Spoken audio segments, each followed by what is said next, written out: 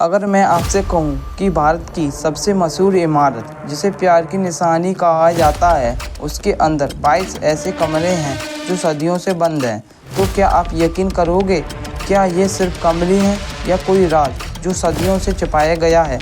कुछ लोगों का दावा है कि वहाँ शिवलिंग छुपा है, तो कुछ कहते हैं मुगल रहस्य है, और ASI के अनुसार भारतीय पुरातत्व सर्वेक्षण कहती है सब नॉर्मल है। लेकिन सच्चाई क्या है? आज हम इस वीडियो के माध्यम से उस रहस्य के दरवाजे खोलेंगे जिन पर सदियों से ताले पड़े हैं, और आपको बताएंगे वो सब कुछ जो इतिहास की किताबों में नहीं लिखा गया है। वेलकम 22 बंद कमरे, ताजमहल का छुपा सच। हम जानते हैं कि ताजमहल को मुगल बादशाह शाहजहां ने अपनी बेगम मुमताज महल की याद में बनवाया था।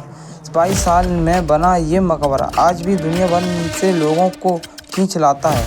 लेकिन बहुत कम लोग जानते हैं कि ताजमहल के नीचे एक ऐसी जगह है जहां 22 दरवाजे हैं, सब के सब सालों से बंद हैं। ना सरकार उन्हें खुलती है, ना ASI उनके बारे में खुलकर बोलती है, और ना ही किसी आम आदमी को वहां जाने दिया जाता है।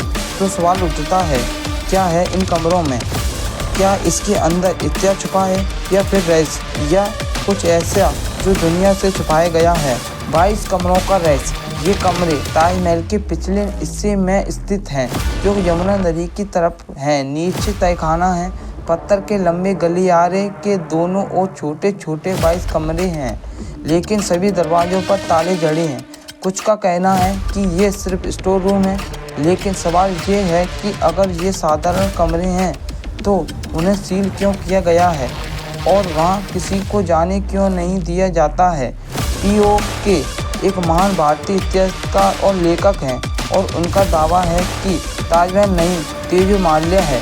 सन 1980 के दशक में PNOK ने एक चौंकाने वाला दावा किया था।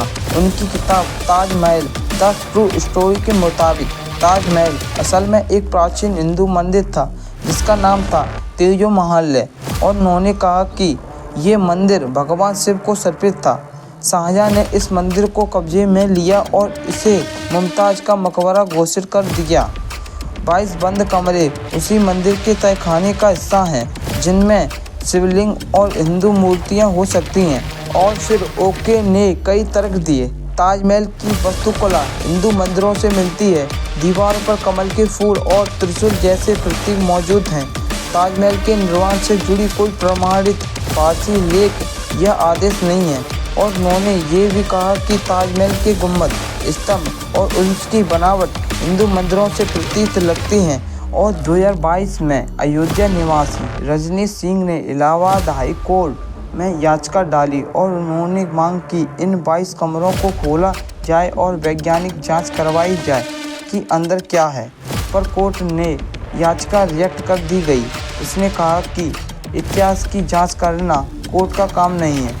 और फिर ASI ने कहा ये कमरे सिर्फ नॉन मॉन्यूमेंटल सर्विस रूम हैं और आम लोगों के लिए सुरक्षित नहीं है। और फिर सोशल मीडिया पर कई तस्वीरें और वीडियो वायरल हुए जिनमें दावा किया गया कि कमरों में शिवलिंग जैसे ढांचे हैं और दीवारों पर संस्कृत लेख हैं, और एक कमरे में तो पूजा की थाली भी मिली। हालांकि इसमें से किसी की भी सरकारी पुष्टि नहीं हुई, और कई इतिहासकार इस सिद्धांत को खारिज करते हैं कि उनका मानना है कि ताजमहल मुगल वास्तुकला और एक अद्भुत नमूना है, और ये शाहजहां द्वारा बनवाया गया था।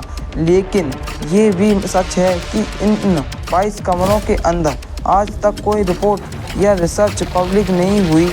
अब आप सोचिए, अगर कल उन कमरों के दरवाजे खोल दिए जाएं और सच सामने आ जाए तो क्या होगा? क्या इतिहास की किताबें दोबारा लिखी जाएंगी? क्या भारत का सबसे मशहूर स्मारक अपनी पहचान बदल देगा, या फिर ये सब एक बड़ी अफवाह निकल जाए? ताजमहल हर साल लाखों लोगों को आकर्षित करता है, लेकिन उसी के नीचे 22 दरवाजे आज भी सन्नाटे से डूबे हैं। ना किसी को उसकी चाबी मिली और ना ही जवाब। क्या आपको लगता है कि इन दरवाज़ों के पीछे कोई सच्चाई छिपी है, या ये सब कल्पना है? कमेंट में अपनी राय ज़रूर दीजिए, और अगर वीडियो पसंद आया हो तो लाइक, शेयर और सब्सक्राइब ज़रूर कीजिए। जय हिंद, जय भारत।